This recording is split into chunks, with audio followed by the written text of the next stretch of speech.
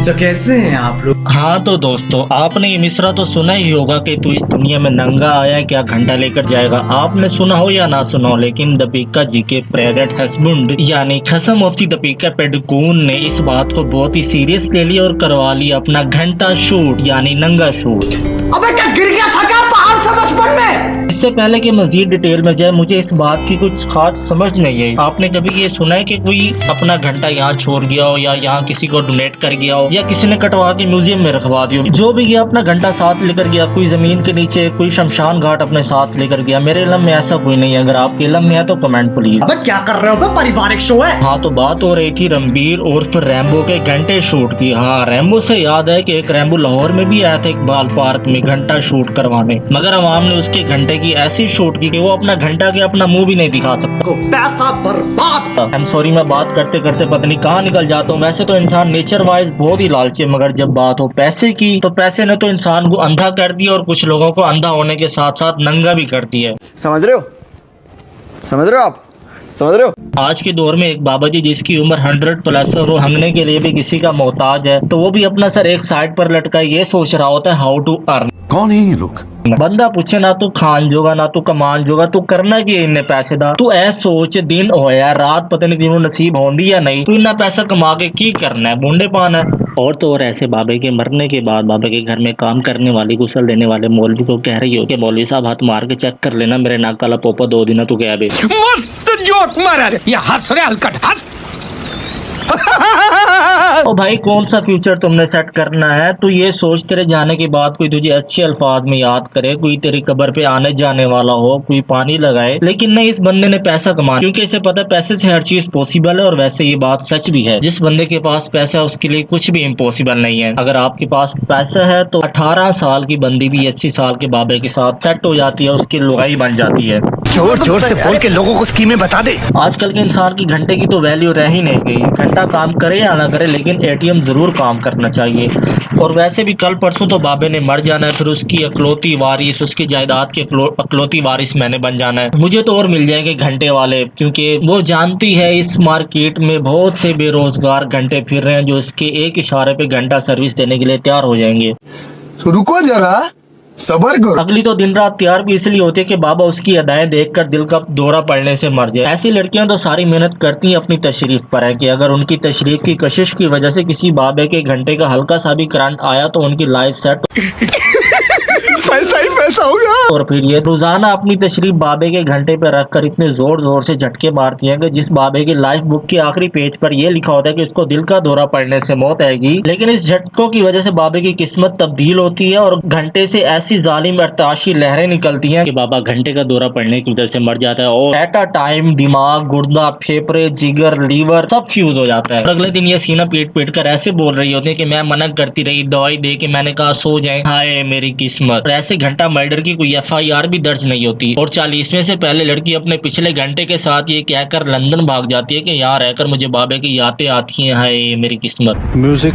वैसे तो ये बहुत चालाक होती है, लेकिन अगर किसी बाबे को इनके पता चल जाए और वो इनके अगेंस्ट आ जाए तो ये ऐसे ऐसे बाबे के राज अफशा करती है कि बाबा डिप्रेशन में ही मर जाता है। और ऐसी लड़कियां तलाश में रहती हैं कि कोई ऐसा एक्सपायर्ड बाबा मिले जिसकी चार्जिंग पहले ही एंड हो चुकी हो, तो वो झट से उसकी तारीफें करने लगती हैं कि आप इस एज में भी कितने हैंडसम हैं, आप अभी तक आपने दूसरी शादी क्यों नहीं की, आपको एक और शादी कर लेनी चाहिए। जब मैं पैदा हुई थी मैंने आपको पहली बार देखा था तो आप मुझे बहुत अच्छे लगे थे, मैं आपकी फिदा हो गई थी, मैं जिंदगी के कुछ बाकी लम्हात आपके साथ गुजारना चाहती हूँ। इस तरह करके वो बाबे को अपने जाल में फंसा लेती है। बस फिर अंधे को क्या चाहे 2 आंखें। और 21वें मॉडल के बाबे को अगर 22 मॉडल की गाड़ी मिल जाए तो उसको और क्या चाहिए। बस फिर क्या, बाबा भी सेट और फ्यूचर भी सेट। हमारे मतलब आपको मत सिखा। और तो और कुछ इतनी चालाक होती है, उन्हें जरा सा भी शक हो कि बाबा अगर जल्दी नहीं मरेगा, बाबा मे भी अगर लंबी इंश्योरेंस करवा के आए अपनी जिंदगी की, तो हक महर करोड़ों में लिखवा लेती हैं। और फिर कुछ ही महीने गुजारने के बाद या 1 साल गुजारने के बाद बाबे से खुला लेके हक महर लेने का नोटिस भिजवा देती हैं।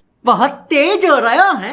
ऐसे बाबे पार्लियामेंट से एक्सपायर होने के बाद भी मुल्क की किस्मत का फैसला कर रहे होते हैं और पैम्पर पहनकर कॉन्फ्रेंस में बात कहते हैं, उसका तर्जमा करने के लिए तर्जमान बुलाए जाते हैं। कल गुजरात में हमारे घर में एक इज्तिमा हुआ जिसमें मुस्लिम हज़रात ने तकरीर की।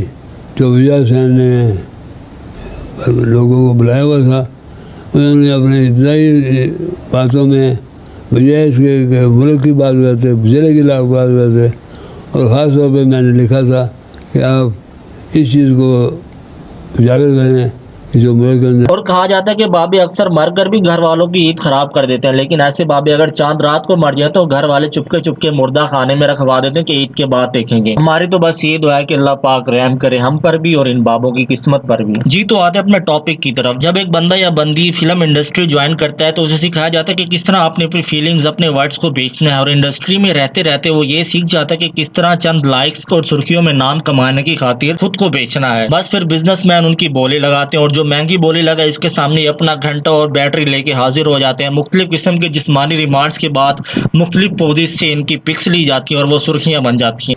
ये हो गया, ये हो गया।